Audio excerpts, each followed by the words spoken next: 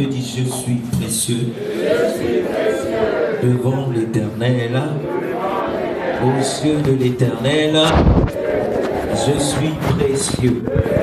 Acclame le Seigneur pour cela. Alléluia. Nous bénissons l'Éternel pour la vie de ces grands serviteurs qui sont là. Pour la vie de papa Doba, papa chargé. Que Dieu continue de fortifier son serviteur. Qu'il lui accorde la santé, la longévité. Nous bénissons l'Éternel pour la vie des grands devanciers, des papas supérieurs, papa Placide, tous les papas qui sont là aujourd'hui et qui ont permis aussi que nous soyons devant vous. Acclamez les papas, s'il vous plaît.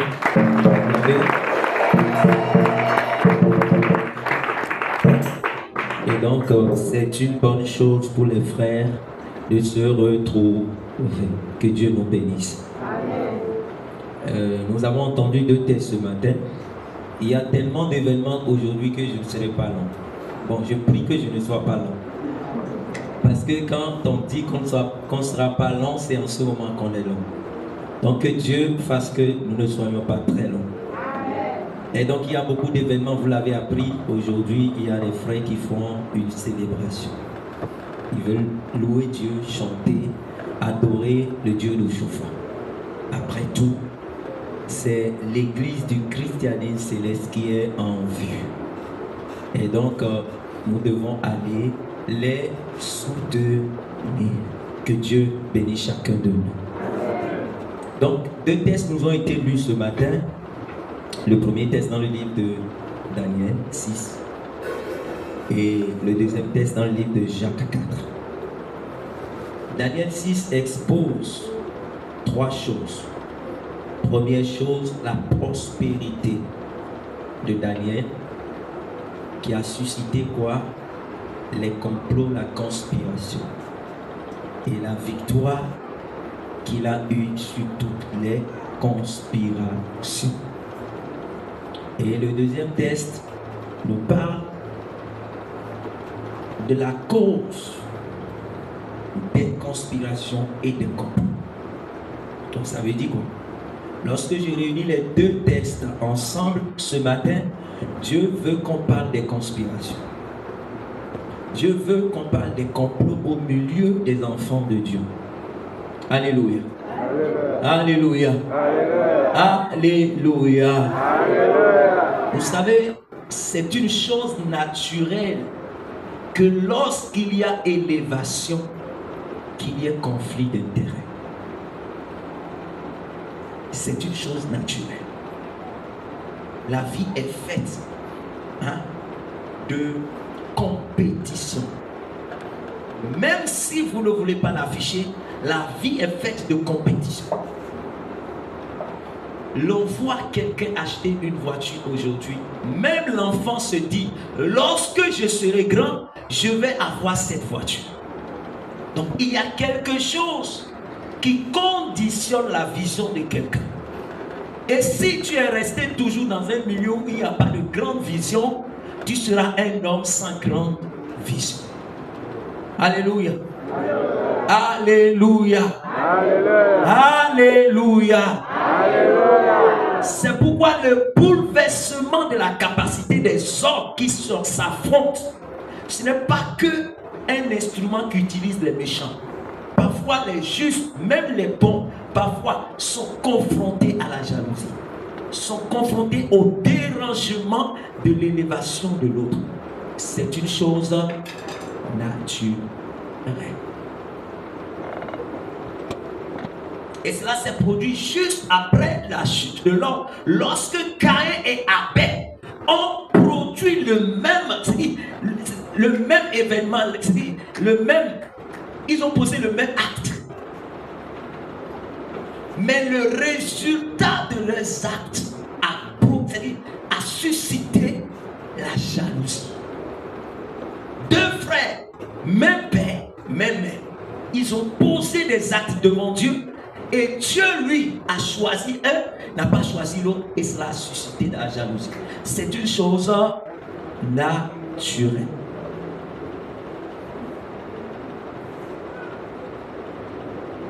Si l'élévation de quelqu'un ne suscite pas ton ego, c'est-à-dire que tu vis sans vision. Alléluia. Il a fallu que puisse arracher l'indépendance que tout le monde était en train de craindre la répercussion pour que tous ceux qui restent cherchent maintenant à devenir président. Il y a une seule personne qui s'est levée pour dire bon, on aura l'indépendance, qui a peut-être lutté avec les gens pour avoir l'indépendance.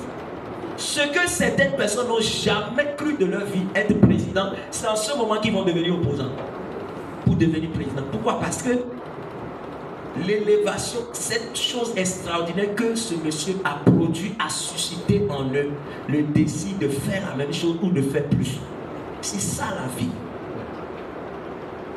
C'est pourquoi si tu es chrétien, si tu es un enfant de Dieu, parfois tu ne dois pas t'inquiéter de ceux qui doivent s'élever. Parce que en réalité, ton élévation va susciter et booster le désir et l'envie de certaines personnes de pouvoir aller plus loin. Alléluia. Alléluia. Alléluia. Si tu es un bon prophète, une bonne prophétesse, ça va susciter en quelqu'un de faire plus de toi parce que tu suscites en lui l'envie de faire mieux que toi. Pareil, si tu es un bon chanteur, si tu es un bon évangéliste, si tu es un bon leader, aujourd'hui, si je demande à tous ceux qui sont ici, qui veut ressembler à SPJ au chauffeur? Qui veut ressembler à papa SPJ au chauffeur? Nous tous. Ou bien c'est pas ça? Si Dieu te donne, tu vas refuser. Nous tous. Parce que les bonnes choses attirent les gens. Mais il y a une chose. Lorsque les bonnes choses t'attirent, comment tu fais pour y arriver? C'est là le problème.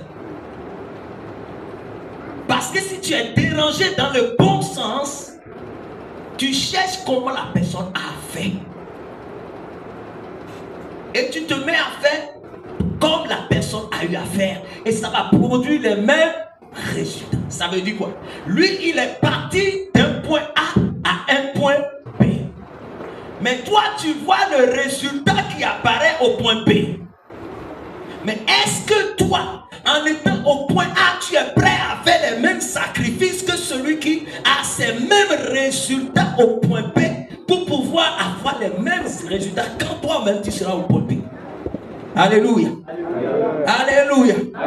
Alléluia. Et c'est là tout le problème des communautés. Parce qu'on veut tout de suite égaler. On veut tout de suite être à la hauteur de l'un ou de l'autre. Et cela fait que nous utilisons les mauvais chemins. Nous empruntons les mauvais chemins. Et ça a été le cas des conspirateurs contre Daniel. La Bible dit que Daniel a commencé à avoir de la notoriété aux yeux du roi, au point que le roi a voulu l'établir sur tous ses principaux qu'on appelle les satrapes. C'est les principaux du roi. C'est-à-dire, quand on parle des ministres, c'est-à-dire on veut l'établir sur tous les ministres. Mais allez chercher d'abord comment Daniel est arrivé à ce niveau. Parce que quand ils sont arrivés à Babylone, quand les autres mangeaient du mets du roi, lui, il jeûnait. Il priait. Il a fait un sacrifice pour que Dieu l'élève à ce niveau. Mais eux, ils veulent seulement faire quoi? L'empêcher d'arriver à cette position.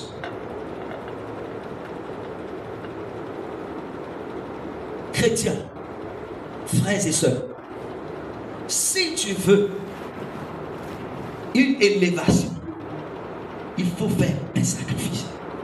Sinon, tu vas heurter les gens et le résultat sera mauvais. Et c'est la même chose qui est arrivée. Ils ont trouvé que éliminer Daniel, c'est la solution. Alléluia. Alléluia. Alléluia. Ils ont trouvé que éliminer Daniel, c'est la solution. Mais ils avaient un problème. Et c'est là le premier enseignement que je vais donner à travers ce texte. Ils avaient un problème. Eux, ils ne voyaient pas le résultat que l'élévation d'un tel homme pourrait avoir sur la nation. Je répète. Les hommes qui ont été préparés par Dieu, lorsque vous les avez à des postes de responsabilité, le peuple est dans la joie. Le livre de Proverbes dit, le roi affermit son peuple par la justice. Lorsque il y a multitude d'hommes droits et justes, le peuple est dans la joie.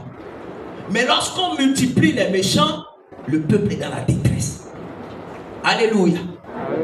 Et nous avons ce problème dans l'église du christianisme céleste.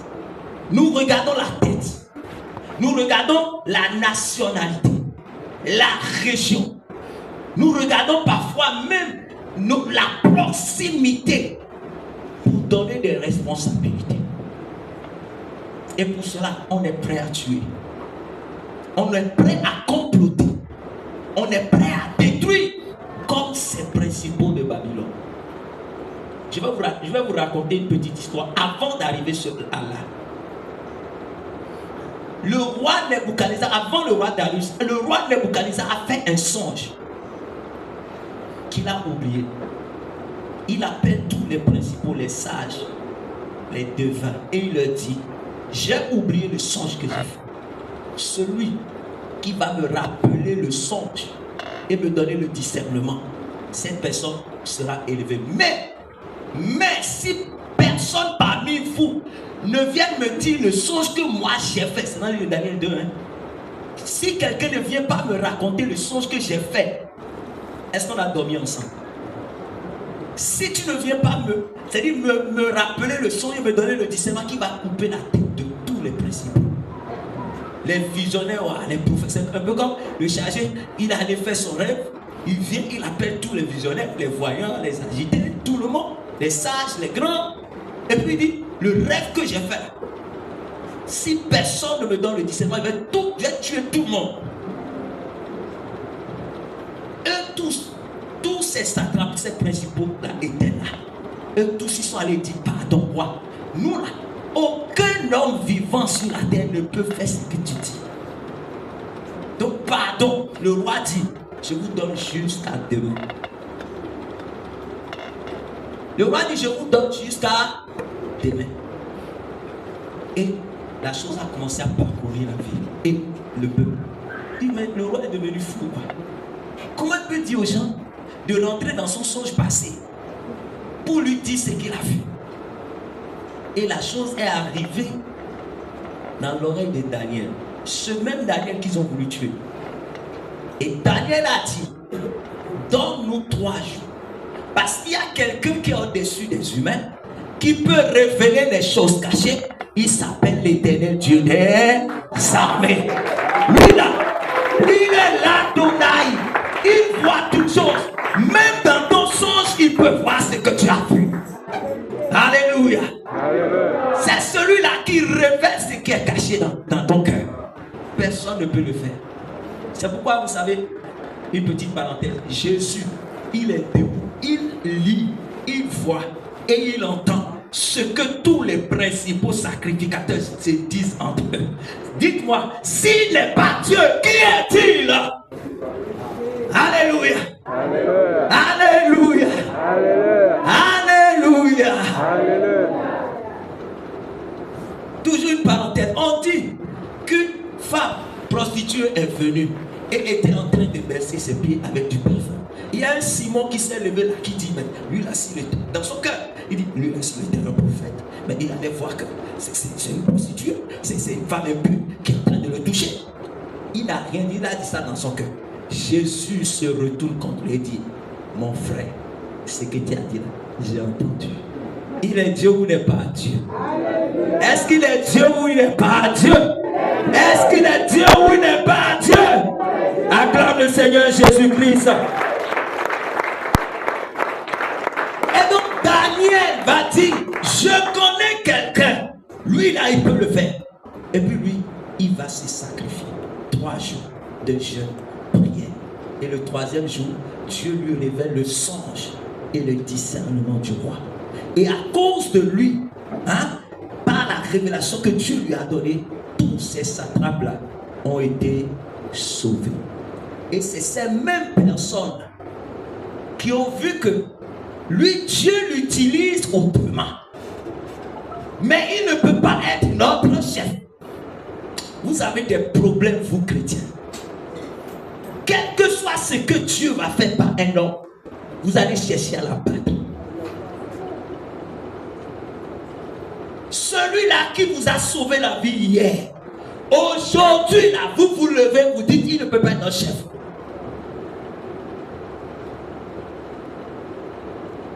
Vous avez un problème. Et ces genres de personnes existent. Ils vont faire semblant de prier avec toi. Mais ils sont des destructeurs.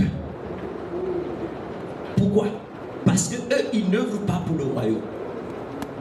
Parce que lorsque un serviteur de Dieu, un enfant de Dieu, voit quelqu'un qui a l'onction, qui a la force, qui a la sagesse, qui a la connaissance, il ne le combat jamais. Parce qu'il sait que c'est un instrument que Dieu peut utiliser pour plusieurs personnes. Et c'est la même chose qui est arrivée lorsque le Seigneur est arrivé. Les principaux sacrificateurs, ils voient le monsieur, il fait des miracles. Le monsieur, il guérit les malades, il ressuscite mort. Mais eux, leur problème, est-ce que tu es le roi des Juifs? Oui.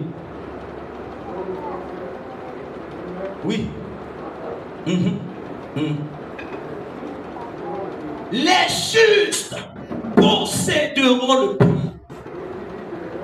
Ils y demeureront à jamais. Oui. Ouais. Ah. Dans son cœur. Merci, papa. Je vous dis, combien parmi nous aimons les justes? Combien? Est-ce que nous aimons les justes? Est-ce que nous aimons les justes? Est-ce que nous ne combattons pas les justes? Est-ce que nous ne détruisons pas les justes? C'est ce qu'on fait. On aime ceux qui ont l'argent, ceux qui parlent bien. On aime être avec des hypocrites. C'est ce que nous aimons, être avec des hypocrites. Les gens qui nous applaudissent quand on fait mal. Et qui ne sont pas prêts à nous dire la vérité quand nous sommes en erreur. C'est la nature humaine. La nature charnelle de l'homme.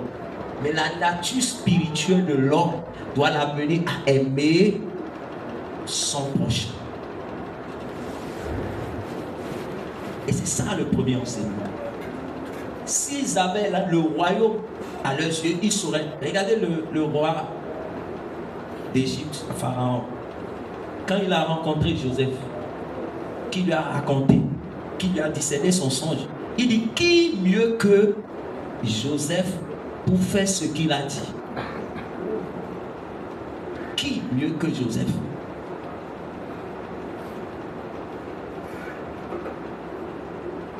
Et c'est le problème que nous avons.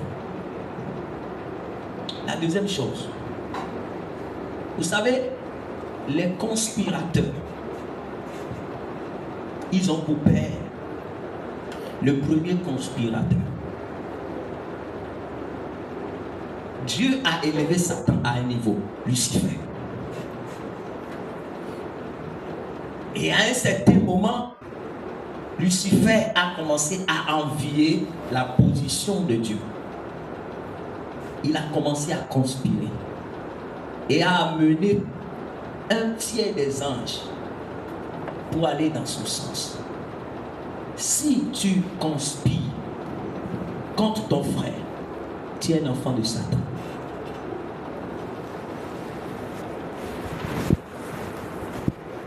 Si tu es dans les complots contre ton frère, contre ta soeur, c'est que tu agis comme ça. C'est pourquoi le Seigneur disait aux sacrificateurs, vous agissez comme votre Père, parce que vous cherchez à tuer le juste. Parce que Satan, il est menteur, destructeur, comploteur, conspirateur depuis la création. Tout toi-même, identifie-toi à travers ton Père. Identifie-toi à travers ton Père. Parce que Satan, père des conspirateurs, il fait miroiter aux conspirateurs que en le faisant, vous allez avoir l'élévation. N'est-ce pas? Eux, qu'est-ce qu'ils voulaient en conspirant contre Daniel? L'élévation à la place de Daniel. Mais ce qu'ils ont oublié, c'est qu'au lieu d'être élevés, ils ont été rabaissés dans le trou au lion dans lequel ils ont envoyé Daniel. Le conspirateur n'arrive pas à la position de la victime, mais il descend dans le trou que lui-même a creusé. C'est pourquoi ceux qui ont conspiré contre Daniel, quand Daniel est sorti du trou, le roi dit, eux là aussi l'ont envoyé dedans. On va voir si en un jour, eux-mêmes, ils vont résister à la gueule du lion. Alléluia. Alléluia. Je prie que tes conspirateurs entrent dans leur propre. Amen. Que tes conspirateurs entrent dans leur propre. Amen. Qu'ils tombent dans leur propre complot. Amen. Parce que la victoire de Daniel est ta victoire. Amen. La victoire de Daniel est ta victoire. Ne sois pas un conspirateur. Même dans ton entreprise, il y a des gens, des chrétiens. Vous racontez une histoire, il y a un frère. Il n'est plus céleste aujourd'hui parce qu'il ne savait pas ce qu'il est venu chercher dans l'église. Parce que quand il est venu, il avait un peu d'argent. Il est tombé sur un homme dit de Dieu qui aime aussi l'argent. Donc c'est ce que tu as que lui-même il a aimé. Donc ils ont commencé à enchaîner des cérémonies, des cérémonies, des cérémonies. Si tu viens à l'église pour la cérémonie, tu n'as encore rien compris. Jusqu'à ce que le monsieur lui dise, ton patron qui est là, il est à ta place. Donc il faut que lui là, il quitte pour que toi tu prennes sa place. Donc on va aller dans ton bureau pour aller enterrer une Bible avec une cérémonie dans son bureau. Et puis lui-même, il est allé le faire. 7 jours après, on l'a renvoyé. Effet contraire. Alléluia. Tu penses que parce qu'on a dit que l'église céleste est puissante, tu viens chercher à Akbara pour faire de mauvaises choses aux gens. C'est toi-même qui vas tomber dans ton piège. Oui. Oui.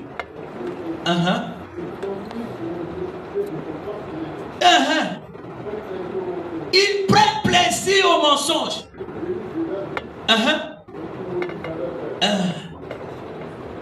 Il y en a plein dans l'église. Toi, tu viens à l'église pour que l'autre puisse mourir, pour que toi, tu vives. Toi, tu viens à l'église pour que l'autre fasse accident, pour que toi, tu puisses prendre sa place. Tu viens à l'église parce qu'on doit décharger le maître de guerre pour que toi, tu sois maître de guerre. Toi, tu viens à l'église pour qu'on décharge le chef visionnaire pour que tu sois chef visionnaire. Tu viens à l'église pour que le président de comité, lui, il a un problème qui ne vienne plus pour que toi, tu viennes et que tu sois. Tu es un satrape de Babylone. Oui, tu es un satrape de Babylone. Il y en a tellement de satrapes qui se mettent dans la position de Daniel. Tu n'es pas à la position de Daniel. Si toi-même tu as pris ta main pour aller chercher par là et que tu es dans les difficultés, ne dis pas que tu es Daniel. Aucune prière ne peut te délivrer si toi-même, c'est par ta main tu es allé chercher problème pour quelqu'un. Sors de ça. Parce que pour que Daniel soit sauvé, la Bible dit, le texte qui a été lu aujourd'hui, on dit, ils ont cherché dans tout ce qu'il fait, ils ont cherché l'erreur. Dis à ton frère l'intégrité. Dis-le plus fort, l'intégrité. C'est ce qui sauve. C'est ce qui te sauve du complot de la conspiration. L'intégrité. Mais si toi-même tu te mélanges avec les hommes pour aller faire des cérémonies à la plage, au niveau de la rivière, des lagunes, contre quelqu'un, ne sois pas étonné que ça arrive chez toi. Dieu, c'est un Dieu miséricorde. Mais la Bible dit dans le livre de Exode 20, il ne prend jamais le coupable pour juste. Jamais le coupable pour juste. Si tu veux être justifié, il faut te repentir. Parce que lorsque tu te répands en vérité, lui, il efface la peine de tes iniquités. Mais si tu ne te répands pas et que tu crois qu'une cérémonie, une prière, une délivrance va t'apporter une solution, c'est faux. Sortons des complots. Sortons des conspirations. Dans ta maison, dans ton lieu de travail, à l'église, partout. Ne sois pas un conspirateur et ne fais pas partie des conspirateurs. Mais sois intègre. C'est l'intégrité qui te sort du complot.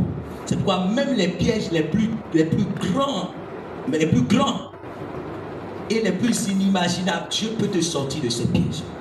Qui peut résister à la gueule du lion? Personne. Personne. Et regardez ce que le deuxième texte nous dit. D'où viennent les luttes? D'où viennent les querelles? Je vais te dire une chose. Si tu ne sais pas gérer tes passions, tu vas mettre ta main dans n'importe quoi. Parfois, vous prenez vos passions comme des prophéties. Alléluia. Alléluia. Vous prenez vos désirs comme des promesses de Dieu. Si tu as envie de cet homme-là, dis que tu as envie de cet homme. Ne dis pas que Dieu t'a donné cet homme. Ne dis pas que Dieu t'a promis cet homme. Si tu veux ce boulot, dis que tu veux ce boulot. Mais ne viens pas dire Dieu m'a dit que c'est mon boulot. Si tu veux cette femme, dis je veux. Mais ne mets pas ça sur le compte de Dieu. Pour entrer dans une guerre inutile. Pour entrer dans un combat inutile dans lequel Dieu n'est pas. Tu vas perdre ta vie. Tu vas perdre ton temps. Tu vas perdre ta grâce. Tu vas perdre tout perdre. Tu vas perdre le royaume des cieux. C'est une guerre inutile. On nous a montré dans l'église que ce qui est important, c'est les grades et les nominations. C'est pourquoi tout le monde court à ça. C'est moi, oui, c'est moi, évangéliste, senior, supérieur, pasteur. Regardez tout ce qui se passe dans l'église en Côte d'Ivoire là. Et tout ce que Dieu montre sur la Côte d'Ivoire là, c'est chef qui intéresse les gens. Qui est chef? Qui est chef? Qui est président? Qui est chef diocèse? Qui est CC? Et c'est à ça tout le monde court. Mais regardez la jeunesse de l'église. C'est chef qu'on veut. Que Dieu ait pitié de nous. Que Dieu ait pitié de nous. Que Dieu ait pitié de nous. Parce que la Bible dit une nation divisée contre elle-même ne peut subsister. C'est pourquoi l'instrument que le diable prend pour détruire notre église, c'est la division. Et si on est divisé entre nous, là, lui va rester tranquille. Et la force Dieu t'a donnée, là, tu vas utiliser ça contre ton frère. Parfois même, ce n'est pas la force du diable. Hein. C'est la force de Dieu. La vision Dieu t'a donnée pour sauver les gens. Là. Et ça, tu prends pour attacher les gens. Ou bien c'est pas ça. Ça, tu prends pour attacher. Non, Dieu a dit, ce qu'on a attaché sur la terre sera attaché dans le ciel. Et c'est pas ça qu'il t'a dit. Tu as mal compris le verset. Hein? Demandez, on vous donnera. Tout ce que je demande, Dieu me donne. Tout est permis. Tout est permis. Parce qu'on te jugera pour ce qui t'a été permis. Ah oui. On t'a permis, tu as utilisé. Et puis on va te juger pour cela. Oui. C'est pour Ecclésiaste 12 dit, jeune homme, livre-toi au bon plaisir de ta vie. C'est-à-dire, fais tout ce que tu veux. Mais sache que pour tout cela, Dieu t'appellera en jugement. Oui, c'est ton corps. Utilise-le comme tu veux. C'est ta vie. Fais ce que tu veux. Ouais, c'est... Fais. Mais sache que pour ça encore, il te jugera. Et les derniers enseignements, je vais faire. Vous voyez le roi Darius. Le roi, est-ce qu'il était sans sagesse? Est-ce que le roi, il ne mange pas? Est-ce qu'il ne boit pas? On vient te dire qu'on n'adore pas un autre Dieu, mais qu'on t'adore toi. Et puis toi-même, tu signes les décrets. Il y a beaucoup qui sont à l'image du roi Darius. Il suffit qu'on leur dise ce qu'ils veulent entendre pour qu'ils puissent aller dans des conspirations. Il y a des gens sans leur accord, sans leur implication, il sera difficile de pouvoir aboutir au mauvais projet.